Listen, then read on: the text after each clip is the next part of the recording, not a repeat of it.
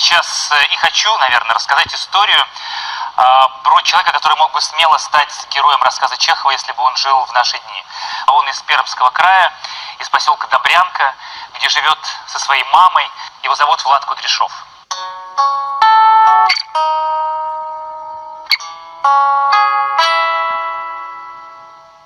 Владу было 7 лет, когда парализовала его маму. После инсульта у 34-летней женщины полностью отказала вся правая сторона. Она не могла ходить, есть, обслуживать себя и перестала говорить. И тогда второклассник Влад взвалил все эти взрослые заботы на свои маленькие плечи. 7-летний ребенок научился резать лук, варить борщ, мыть полы, кормить маму с ложки и купать ее. Вот уже 9 лет Влад носит свою мать на руках, в прямом смысле этих слов. Тянешь? Вот так вот. Можно сапоги? Я маме там померить? Спасибо. Все? Ну как, удобно? Нравятся сапожки? Будем покупать. Тебе удобно в них?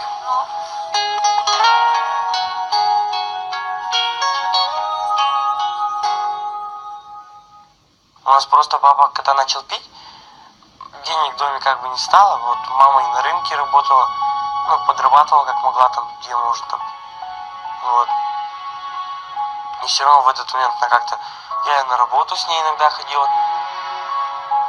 Мама с работы как-то пошла, просто легла спать.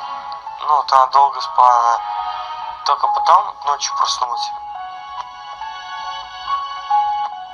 Звуки издавала непонятные это. Встать не могла. Потом скорую вызвали.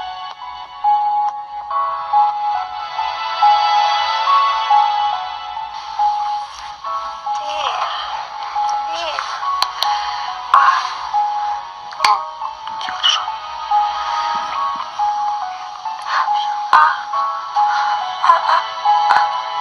Нормально я.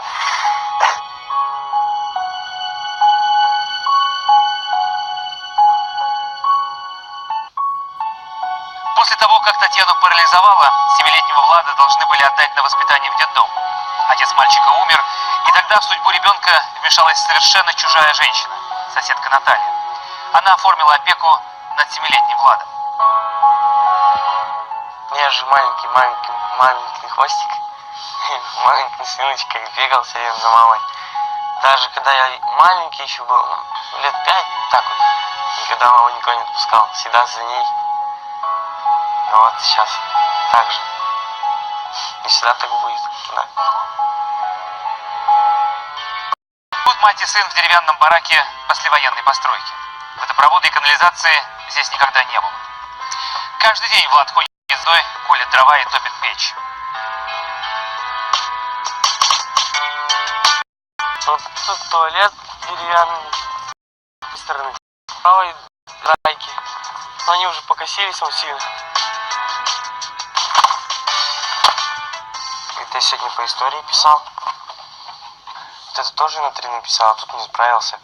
А тут я спутал случайно тетрадь, вот не переворачивать. Я тут контрольную, ну не с головой написал.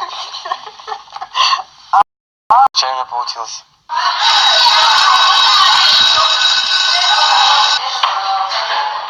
С учебой Влада не ладится, но это и понятно.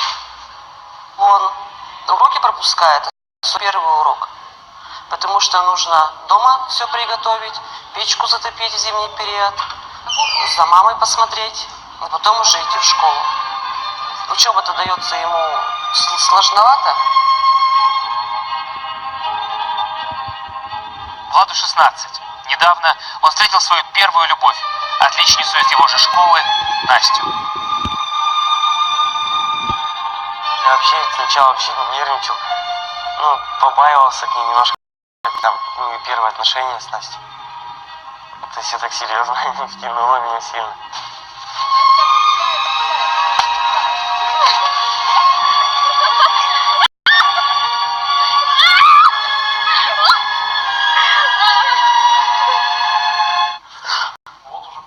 В гиревом спорте Влад делает успехи.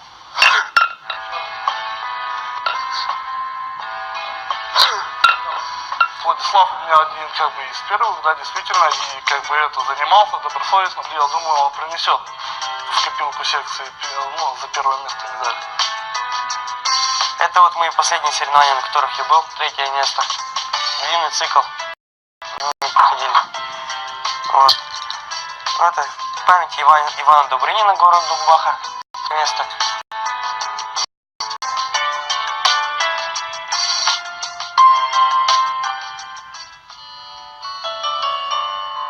9 лет Влад ухаживает за парализованной матерью. Каждый день он следит за ее состоянием и обивает пороги врачей. Это снимок маминой головы. Вот.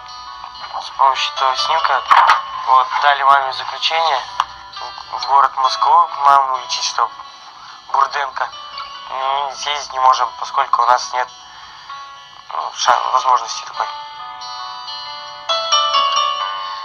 По часу он делает своей маме массаж. Спустя 9 лет такой кропотливой работы и неустанной борьбы за мать, Татьяна уже может обнять левой рукой сына, может стоять, а недавно смогла сказать свою первую фразу. Я тебя люблю. Теперь Сачка.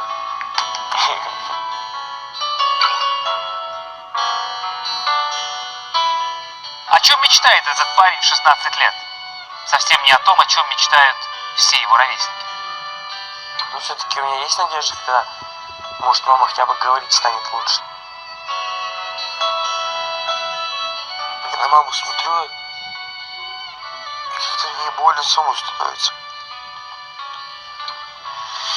С ней вот так вот, у меня все не сложилось. Вообще, можно сказать, в этой жизни такое никому пожелать жить нельзя. Это всем страшно. Мама-то одна ведь.